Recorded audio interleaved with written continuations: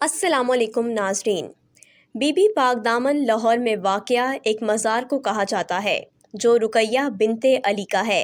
اس مزار کی خصوصیت یہ ہے کہ یہاں اہل بیت یعنی کہ نبی کریم صلی اللہ علیہ وسلم کے خاندان کی 6 خواتین کے مزارات ہیں۔ رقیہ بنت علی ابن ابی طالب چوتھے خلیفہ حضرت علی ابو طالب کی بیٹی تھی۔ آپ حضرت عباس ابن علی کی سگی بہن ہیں اور حضرت مسلم بن عقیل کی زوجہ ہیں۔ دوسری خواتین کے بارے میں کہا جاتا ہے کہ وہ حضرت مسلم بن عقیل کی بہنیں اور بیٹیاں ہیں۔ کہا جاتا ہے کہ یہ خواتین سانحہ کربلا کے بعد یہاں تشریف لائیں۔ بہرحال ان کی بدولت اس مقام پر لاہور کی پہلی مسجد بھی قائم ہوئی۔ بعض علماء کے خیال میں رقیہ دراصل سید احمد کی بیٹی تھیں۔ بی بی پاک دامن گڑھی شاہو اور ریلوے اسٹیشن کے درمیانی علاقے میں واقع ہے۔ یہ بھی مشہور ہے کہ لاہور ہی میں دفن 11ویں صدی کے صوفی داتا گنج بخش بھی یہاں فاتحہ پڑھنے آتے تھے۔ کہا جاتا ہے کہ خواجہ معین الدین چشتی جیسی ہستیوں نے بھی یہاں چند روز قیام کیا اور چلے وغیرہ کی ریاستیں بھی کی تھیں۔ ان دونوں کے چلہ کاٹنے کی علامتی جگہ بھی دربار میں نشان زد ہے۔ بی بی پاک دامن پر حاضری دینے والے زائرین میں قدرتی طور پر خواتین کی تعداد زیادہ ہوتی ہے۔ بہت سے لوگ دنیا بھر سے یہاں حاضری دینے آتے ہیں۔ پاکستان بھر سے شیعہ، سنی، انفرادی یا قافلوں کی شکل میں یہاں سال بھر حاضری دیتے ہیں اور منتیں بھی مانتے ہیں۔ دربار پر پڑے دیوں میں پہلے سرسوں کا تیل ڈالا جاتا ہے۔ جب منت پوری ہو جائے تو لوگ پھر دیسی گھی لا کر ڈالتے ہیں۔ ساتھ ہی چند کتب نسب ہیں، ان کے آہنی جالی کے ساتھ سینکڑوں چھوٹے بڑے تالے لگے نظر آتے ہیں۔ منت مانتے وقت تالا لگایا جاتا ہے، جب پوری ہو جائے تو آ کر کھولنا ہوتا ہے۔ مرکزی قبروں کے درمیان بنے ایک چوبارے پر اسٹیل کے پیالوں میں نمک اور جلی اگربتیوں کی خاک رکھی ہوتی ہے۔ آنے جانے والا ہر شخص یہ ساتھ لے جاتا ہے یا چکھتا ضرور ہے۔ ناظرین، اب ذکر کرتے ہیں کہ بی بی پاک دامن کربلا سے لاہور پہنچی۔ کہا جاتا ہے کہ یہ وقت محمد بن قاسم کی سندھ میں آمد سے کہیں پہلے کا تھا اور یہ روشنی بی بی پاک دامن کے دامن پاک سے اس وقت طلوع ہوئی جب سفر کربلا کے دوران حضرت امام حسین جناب مسلم بن عقیل کی شہادت کی خبر سنی تو بی بی رقیہ جو آپ امام علی مقام کی ہمشیرہ تھیں اور شادی ہو کر حضرت مسلم بن عقیل کی زوج میں گئی تھیں اور جناب مسلم بن عقیل کی بیوہ تھیں، ان سے فرمایا بہن تم بڑے سقیر چلی جاؤ۔ اس وقت لاہور نام کا کوئی علاقہ موجود نہیں تھا۔ بی بی رقیہ نے پس و پیش کی کیونکہ وہ اپنے بھائی سے کسی طور پر جدا نہیں ہونا چاہتی تھی۔ بہن کا تردد دیکھ کر امام علی مقام نے بی بی رقیہ سے نہ جانے کیا راز و نیاز کیا کہ وہ قافلہ کربلا سے جدا ہو کر بر صغیر کی طرف روانہ ہو گیا۔ یہ پورا قافلہ بے وطن جنگل کے ایک ٹیلے پر قیام پذیر ہوا۔ اس وقت دریائے راوی کے کنارے دور تک جنگل ہی جنگل پھیلا ہوا تھا اور اس علاقے پر ایک ہندو راجا حکومت کرتا تھا جس کے راجکمار کا نام کنور بکرما ساحر تھا اور اس راجدھانی میں بت پرستی کا رواج تھا۔ بستی کے مندروں میں کبھی نہ بجھنے والی آگ جلتی رہتی تھی۔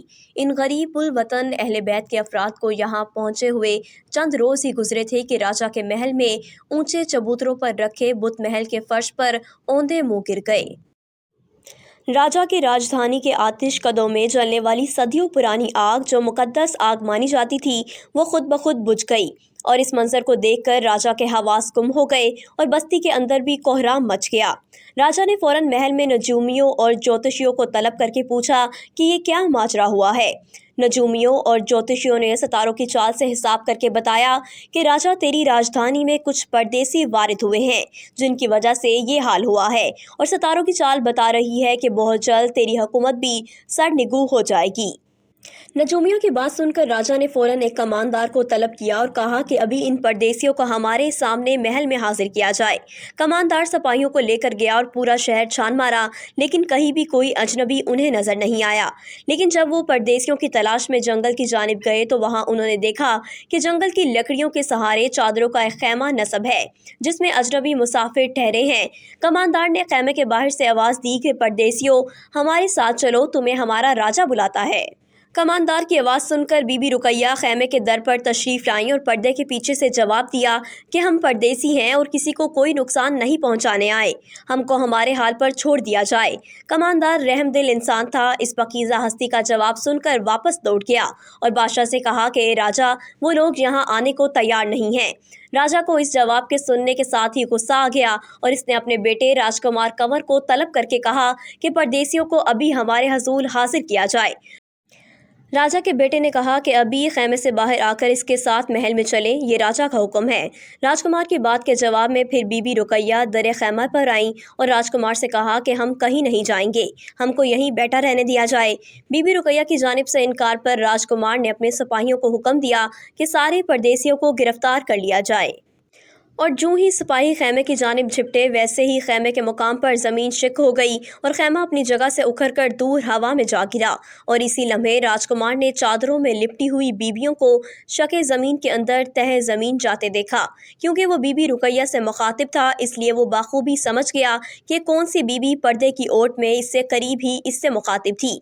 जूं ही ये काफिला अहले बैत नबूवत ज़मीन के अंदर गया और इस ज़मीन फिर जूं की तू बराबर हो गई और बीबियों के दुपट्टों के पल्लू बाहर रह गए। इस मंजर ने राजकुमार को होशो हवास से बेगाना कर दिया। वहीं ज़मीन पर बैठ गया और अपने हाथ जोड़कर रोते हुए कहने लगा कि बड़ी बीबी मुझे माफ़ कर दीजिए। वो इतना रोया कि इसके आंसुओं से वो ज़मीन तर हो गई। सिपाहियों ने इसे अपने साथ ले जाना चाहा तो इसने जाने से इनकार कर दिया।